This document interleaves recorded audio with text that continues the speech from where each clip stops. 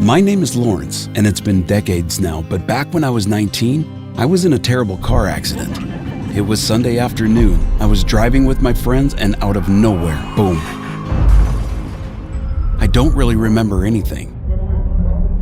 Just waking up in the hospital 2 weeks later. My injuries were severe. I had lost a lot of blood, which required a number of blood transfusions. I recovered and really only thought about it every once in a while, usually when I was telling someone the story. About 10 years later, I met the love of my life. We got married and had 2 kids, a boy and a girl. My son is an athlete, just like his old man. My daughter? Well, she's different. Always wanting to save the world. When she was in middle school, she asked if the whole family could donate blood for the holidays. I remember thinking, what kid would even think of that? So, despite my fear of needles, we agreed. A few days after donating, I got a call that said my blood had been rejected because I tested positive for Hep B. Luckily, my wife and kids hadn't. They had been vaccinated.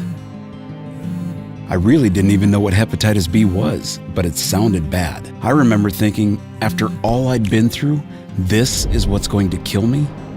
I admit that I was afraid for myself, afraid for my family. I mean, what are my kids gonna do without their dad? After I got home, I really didn't want to think about the virus. Part of me was mad that I had agreed to give blood in the first place. I even convinced myself that it had to be a misdiagnosis. I just wanted to keep living my life. My wife, on the other hand, was persistent. She demanded that I go see a doctor. When I went in, they took some blood, ran some tests, and said that my daughter's idea had probably saved my life. The virus had been attacking my liver for years without any symptoms. I remember asking him how he thought I could have gotten it. He told me that one of the most common ways was for a mother to pass it along to their kids at birth. However, people could also contract it through unprotected sex or blood transfusion before Hep B blood testing became a requirement. My car accident immediately came to mind. He told me that since we caught it early enough, we could explore treatment options. After we made our decision and chose a plan that we felt was right for me, it really had not been hard at all.